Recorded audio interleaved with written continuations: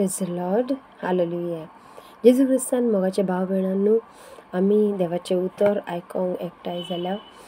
देवाचे उतर आयकोया.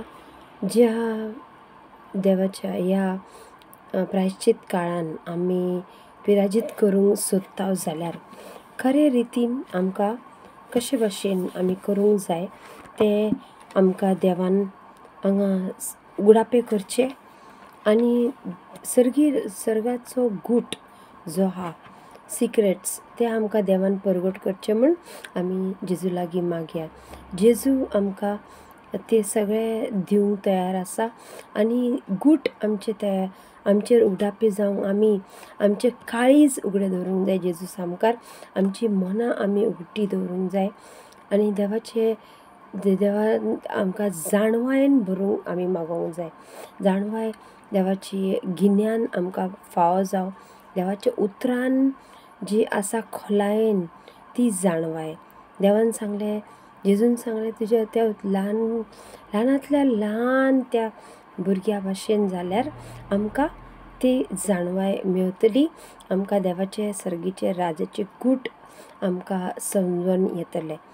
तर आमी ते समजून घेवंक आयज आमी पळयता जो भाग आमी वाचतल्या तो आसा लुका प्रमाणे बरयल्ल्या शुभ वर्तमानान 16व्या अध्यायान फुडें आमी वाचता 19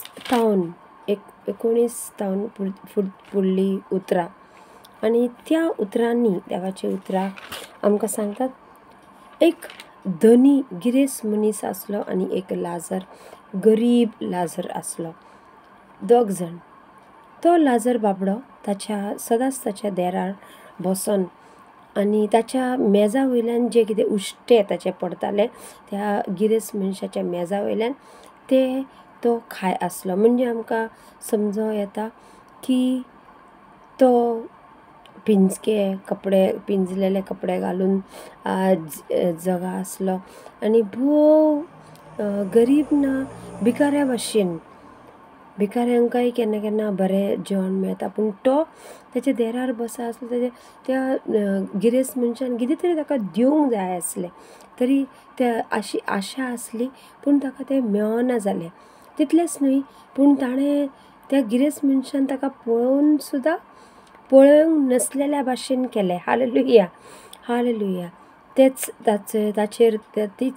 ताची दुर्दशा जाली. आमकां समजूंक जाता की ताचेर आयला आकांत आयलो मागीर निमाण्या दिसा ताचे मरणा उपरांत ते ताचेच फळ आसा ते ताका मेळ्ळां. तर हांगा आमकां कळोन येता की आमी एका दुसऱ्याचेर नाजाल्यार आमचे होन ल्हान आसात, आमचे होन जांचे कडेन कितें तरी उणें आसात जिवितान, तांकां सगळेंच कांय मेळोंक ना, गिरेस्त कांय ना, तांचेर आमी दया दाखोवंक जाय, काकूत करूंक जाय. कित्याक आमचो देव काकुतीचो देव. जेजू जावन आसा आपली दया आनी काकूत. सम्या काकूत कर, धनिया काकूत कर, सम्या काकूत कर आमी मिसा वखदार म्हणटा पूण मागीर घरा आयल्या उपरांत ते तशें जायना, तशें करिनान. लोकां इसारतात आमी बरी क्रिस्तांवां न्हय. ताकाच लागून आमकां जें आमी आयकता तें आमी करिना. जी उतरां जेजून सांगल्यान ती कितले फावटी आमी ताचो आमकां विसर पडटा एक तर नाजाल्यार आमी इसारता. आमी मुद्दम म्हणून आमी ताका पाट वळता अशें म्हणूंक जाता. हालेलुया. तशें आमी करिना. जो ह्या प्रायश्चित काळान तरी आमी बऱ्या गिन्यानान रावन आनी आपल्या तकलेचो सारको उपयोग करून आमी जे देवान सांगलां, जे जेजून सांगलां त्या भाशेन आमी करया. जाल्यार तो अशें बरयलां त्या अध्यायान लुका प्रमाणे शुभ वर्तमानान तो गरीब मनीस मेलो, लाजर मेलो आनी मरतकूच स्वर्गदूत आयले ताका व्हरोन तांच्यांनी अब्राहम स्वर्गानूच आसतलो जेजून सांगलेलें आदींच देवा बापान सांगलेलें. जाल्यार अब्राहम बाप ताच्या घोटयेन ताका बसयलो, दवरलो आनी ताच्या हातान ताका दिलो आनी ते थोडे दिसा उपरांत अशें बरयलाच देवाच्या उतरांनूच बरयला, कांय दिसा उपरांत मागीर तो गिरेस्त मनीसूय मेलो. हाल्लेलुया. तर ते गिरेस्त मनशाक जूय तो ताका पुरलेलो, तो निकिपिलो, ताचे उपरांत ताचो आत्मो जेन्ना सर्गार वेता जेन्ना, जाल्यार तो अब्राहम बापाक पळयता आनी सर्गार ना, तो नरकानूच आहा. नरकान वचचे आदीं ताणें बोब मारली आनी अब्राहम बापाक, जो विस्वासाचो आमचो धनी, विस्वासाचो बाप आमी म्हणटा, ताका ताणें उलो मारली आनी म्हणलें, अब्राहम बापा, लाजराक मातसो तूं धाड, एक थेंब उदक ताचे बोटाचे ते सर्गावेले म्हाका, ते अमृत जल आसात त्या भाशेन आमी म्हणूंक जाता, जाल्यार ते म्हाका, जर तर तो उदक एक थेंब म्हजे जिबेर दवरीत जाल्यार म्हाका हांगा थंडाय मेळटली, हांव हांगा लासता, हांव हांगा उलपता, अशें म्हणून ताका ते थंय सोंसना जालें जे तो आतां थंय भोगता. पूण जेन्ना तो संवसारान आसलो तेन्ना ताणें सगळें कितें बरें आपल्या जिवितान आपणाक जाय तशें तो इबाडीत गेलो, सगळें कितें आपल्याचेरूच खर्च करीत गेलो, दुडू ताणें जाय तशें मोडले. गिरेस्त आसलो म्हणून ताणें त्या लाजराक पळोवंक पासून ना, ताचेर ताणें दिश्टूय घालूंक ना. तो ताच्या दोळ्या सामकारूच आसलो, पूण ताका मदत करूंक ताका मनूच जावंक ना. ताणें आपलें मन दाखोवंकूय ना. हाल्लेलुया. हाल्लेलुया. हे भोव चुकीचें ताणें केलें. आनी आतां तो आशा धरता की अब्राहम बापान ताका लाजर तो पळयता, लाजराक बसलेलो अब्राहम बापाच्या हातीन आसा, तो ताच्या वटेन आसा आनी ताका अशें जाला की लाजर ताका वळखता. हाल्लेलुया. हाल्लेलुया. असो कसो तो थंय पावलो, म्हाका थंय वचोंक जाय म्हणून तो चिंत्ता.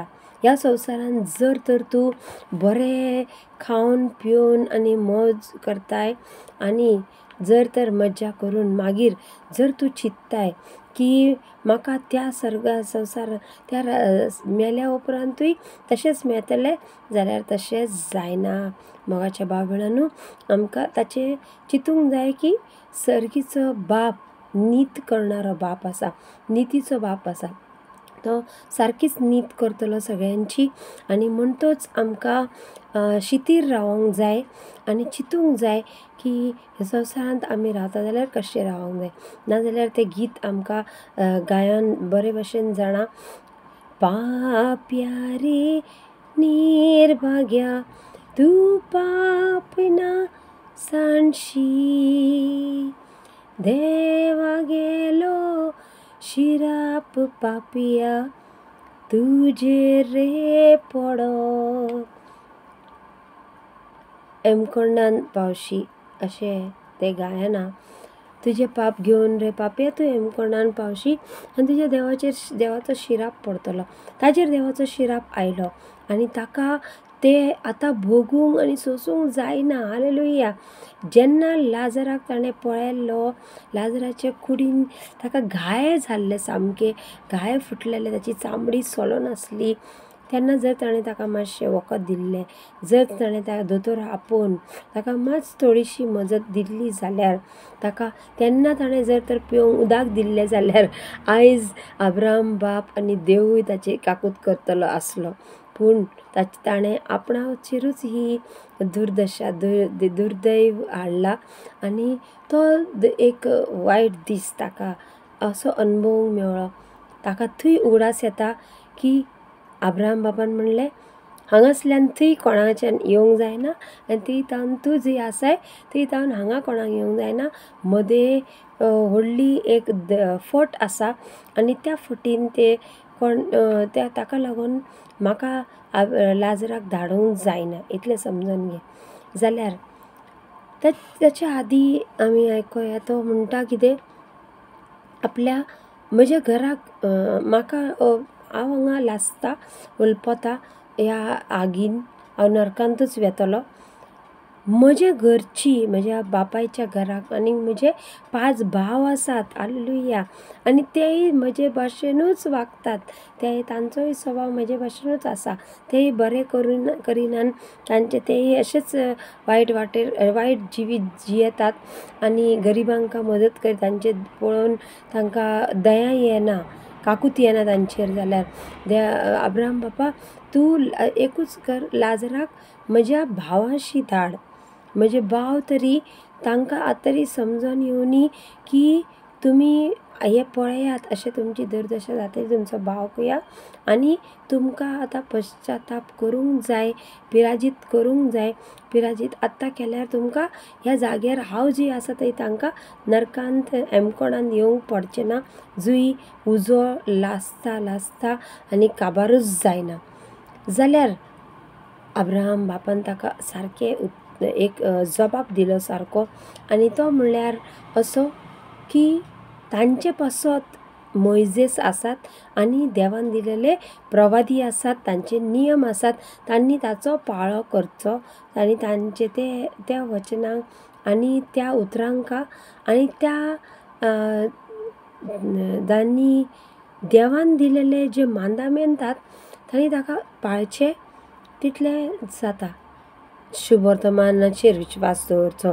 मार्काच्या शुभवर्तमानान 1 अध्यायान 15व्या उतरान आमी ते वाचताव की ताका एक आपोवणे देवान आमकां सगळ्यांक दिला आनी देव आमकां आपयता.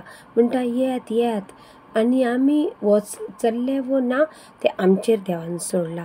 आमी त्या आपोवण्याक उलो दिवंक जाय आनी म्हणूंक जाय हय देवा हांव हांगासरूच आसा, हांव तुजेर पातयेता, हांव तुजें उतर आयकोता, हांव आयजूच पिराजीत करता, म्हज्या काळजांतान हांव दूख धरता सगळ्या म्हज्या पातकांची सोम्या आनी म्हज्या पातकांतली तूंच म्हाका निवार, तूंच म्हाका वाटाय म्हणून आमी मागोंक जाय.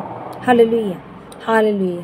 तर त्याच मागण्याच्या वेळार असो ताका अनुभव जालो आनी तो कितें मागता तें त्या लाजराक ताका दिवंक जायना. हालेलुया. तो बऱ्या जाग्यार पावला, सर्गार पावला तरी आसतना आनी अशे परिस्थितीन मार्काच्या शुभवर्तमानान 1 अध्याय 15 उतर आमकां सांगता वेळ लागीं पावला, वेळ लागीं पावला. तुमी शुभवर्तमान आयकतात आनी आमी विसरतात. तशें आमी करूंक फावना भाव भयणांनो. आयकोन आमी ताचो पाळो करूंक जाय. आमी तेच जेजून सांगलें तुमी तें पाळात आनी तुमी तें शुभवर्तमान मेल्ल्यांतलो कोणूय उठोन आयलो म्हणून कोण भावार दवरचो ना. लाजरूय जितो जालोलो, लोकांनी पळयलो पूण मागीर तांकां दुबाव जालो परतून अरे हे हो न्हिदलोलो काय मेलोलो आमकांच खबर ना, तांच्यानी ताका पुरलोलो. पूण अशें आनी जेजू जेन्ना मेल्ल्यांतलो जिवंत जावन शिसा मुखार आयलो मोगाच्या भाव भयणांनो तेन्ना थॉमसान तरी ताचेर भावार दवरलो काय ताणें पूण जेजूचेर अशीच भाशेन तो दुबावलो. ती ताचे जेजूक दुबावन आनी त्या भाशेन ताणें चिंतलें हें कितें अशें कित्याक. जाल्यार ताका कळोंक ना की हें कितें घडोन येता आनी फुडें आतां कितें जातलें म्हूण. तेंच जेजू परत आमकां सांगूंक सोदता. जेजून ताका सांगलें म्हजे कुशीन तूं बोट घालून पळय, हांवूच तो. हालेलुया. तुमचें हांव हांवें सांगलेल्या प्रमाणें तिसरे दिसा हांव पुनर्जीवन जावन येतलो.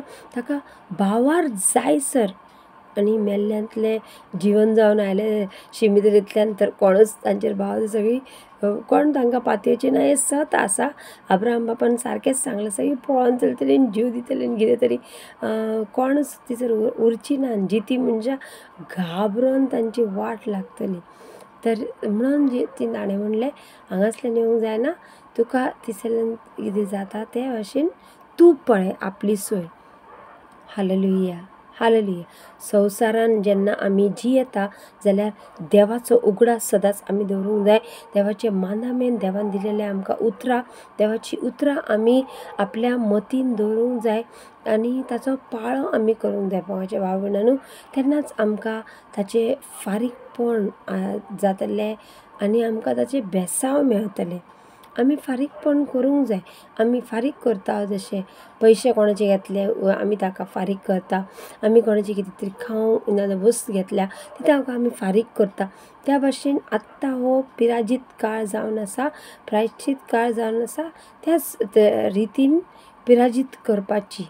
आमी खऱ्या मनान पिराजीत करचें आनी आमच्या देवाक आमी खुशाल करचो. हालेलुया.